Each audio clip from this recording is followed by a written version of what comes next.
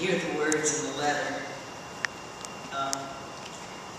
This whole thing is so unbelievable because people don't see the suffering, just don't see what it means for an African-American man like Dobie Williams with an IQ of 65, all white children, being led to his death. It's so unspeakable. And what I know about the gospel of Jesus is that what we must do is first we must be there. And then what we do in witnessing is simply to open it to the world so that they can come and they can see the suffering. They can see the face and the humanity and be moved to passion then to act. You cannot help but act when you've looked in the face of someone like Dobie and accompanied him in his last moments, and then he's taken in his kid. And Dobie's big thing, because his IQ was 65, his big thing was he had disobeyed his mom, he had promised his mom he wouldn't go drinking at his cousin's store that night. And then here he is, getting ready to be killed, and the warden, the born-again Christian warden, Girl Kane, is saying to him that maybe it'll be, you know, a last confession before he dies. Dobie, is anything you're sorry for? He said, I'm so sorry. I disobeyed my mom and I put my family through all this. He didn't step and say, I'm an innocent man, and all the things that happened at his trial.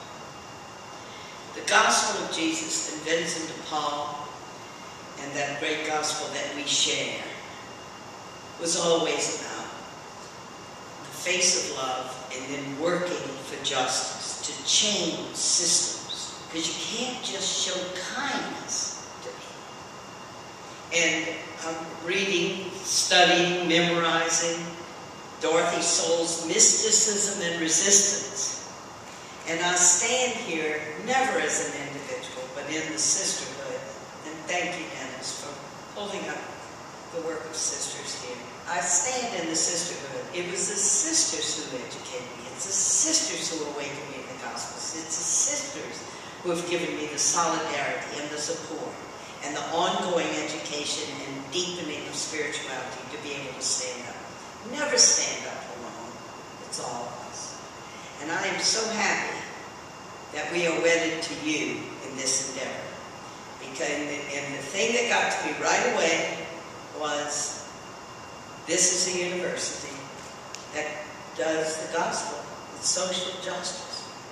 And so then I knew, this is it, this is where we needed to be. There is so much that needs to be done.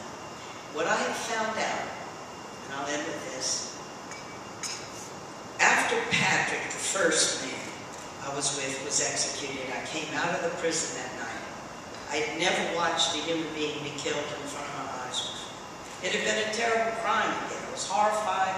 The crime, 2 teenagers had been killed. But then I had watched as the state of Louisiana put him to death. And I threw up, I vomited. Outside the gates of the prison, deep in the dark of night after midnight. And I remember thinking, clearly, the American people are never going to get close to this. When Patrick was executed in 84, I think the polls showed 87% of people in Louisiana supported the death penalty.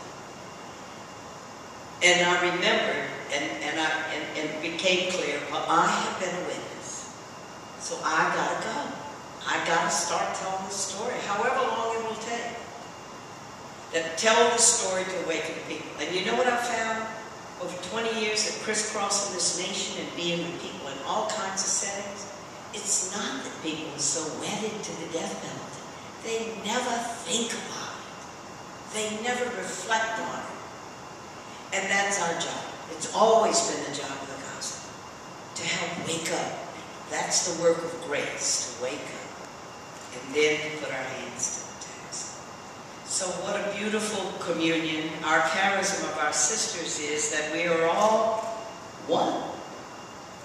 And this separations of life, that some can be ripped out of the fabric and killed for what they've done, is so against what the gospel of Jesus is, that we all may be one, and the dignity of each human life.